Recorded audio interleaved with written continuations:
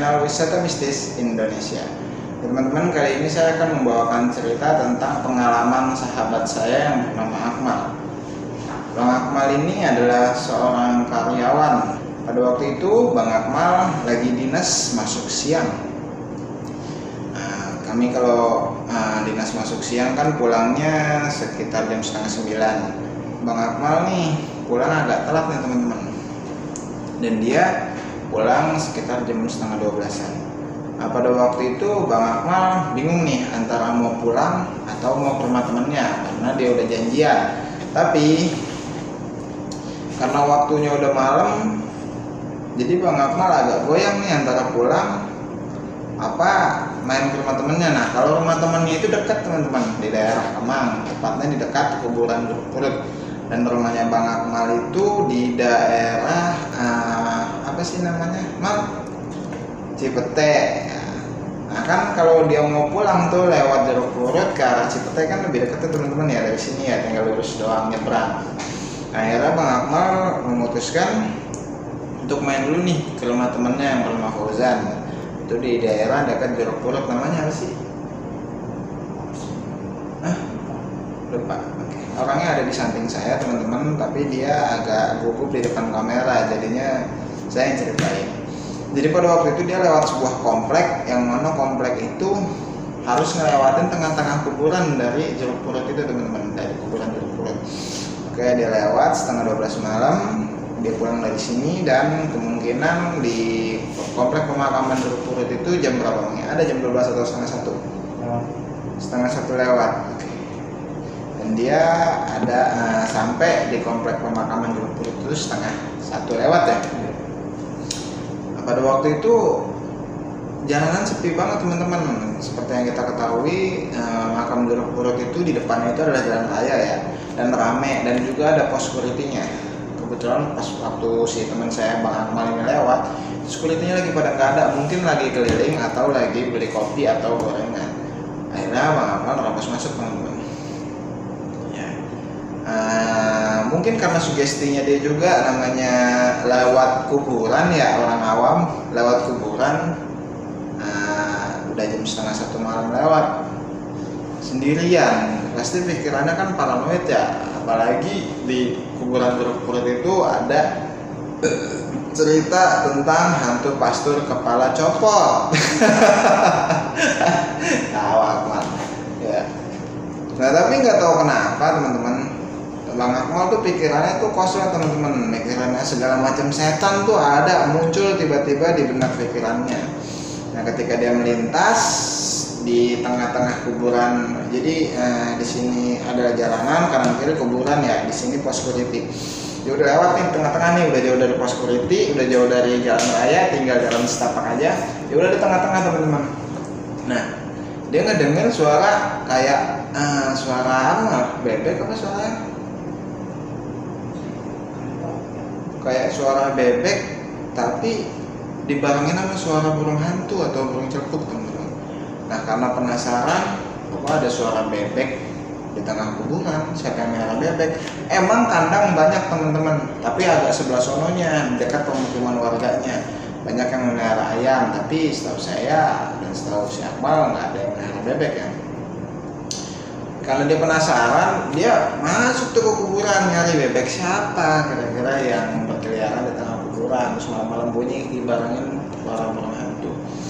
Oke, Bang Akmal menelusuri suara itu, tibalah dia di pohon apa sih namanya? Tadi udah bilang pohon randu ya, kayak pohon randu tapi karena dia nggak tahu pohon ya sebut aja lah pohon randu. Nah, tiba dia dekat pohon gede, ya suaranya asalnya dari situ teman-teman. Nah udah pas dia di depan pohon gede itu, suaranya hilang, tinggal suara burung hantu doang yang ada di atas pohon. Nah akhirnya si Bang Akmal lihat ke atas nggak ada apa-apa, dan akhirnya dia mutusin buat nyalain senter nih karena penasaran. Dia nyalain senter HP-nya, dilihat oh ternyata nggak ada apa-apa. Pas dia balik badan pengen balik ke jalur setapak, dia ngeliat sekelebat ada bayangan putih teman-teman, berbentuk atau berupa seperti seorang perempuan. Nah, pas dia balik badan begitu, siapa. Jadi bayangan itu kayak melintas cepat gitu teman-teman. Tapi kan menurut pengakuan Bang Akmal ini kelihatan jelas sosoknya itu seperti perempuan berambut panjang dan berpakaian putih, tapi agak kumal ya gitu. Nah akhirnya dia makin takut dong, karena satu dia ngedengar suara bebek, disangkain bebeknya nggak ada, suara burung hantu, terus disenter sama dia karena saking penasarannya. Jadi dia mencoba untuk melawan rasa takutnya, rasa penasarannya lebih besar daripada rasa takutnya. Akhirnya karena pikirannya udah ngaco-ngaco, mikirin segala macam setan apa baik dipikirin, nongol dari si Mbak Kunti teman-teman. Nah si Mbak Kuntinya nongol, cuman nggak lama teman-teman, cuman zelet jalan sekelebatan tapi agak lambat menurut pengakuan si Mbak Akmalnya, tapi nggak terlalu dekat ya, agak jauh, 15-20 meter lah jaraknya, tapi terlihat jelas banget. Tapi nggak jelas banget tuh gimana ya, samar tapi bentuknya rumahnya itu jelas seperti seorang mbak-mbak yang memakai baju gaun putih namun sudah lusuh, rambut panjang.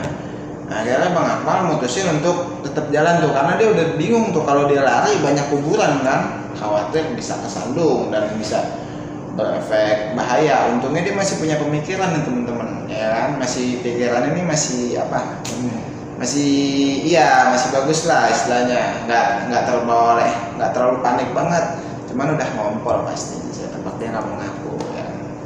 Dia jalan cukup cuma jalannya agak cepat sambil megang senter kan, ngeliat-ngeliatin batu nisan takut kesandung.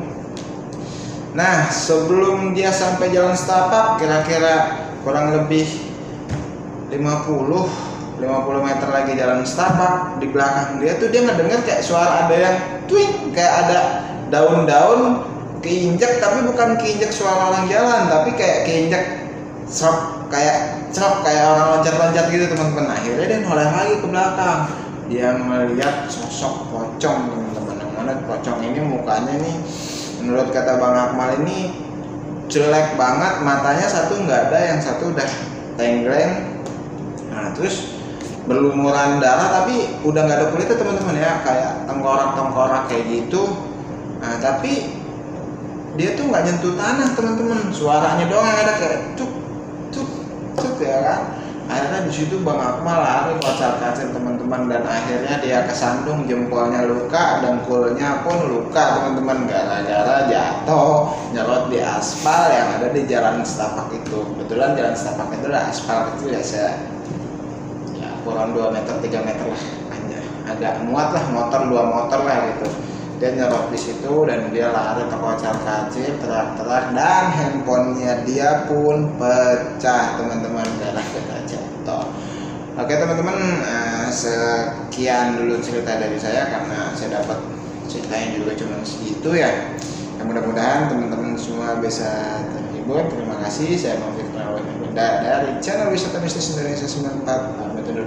Assalamualaikum warahmatullahi wabarakatuh. Dadah.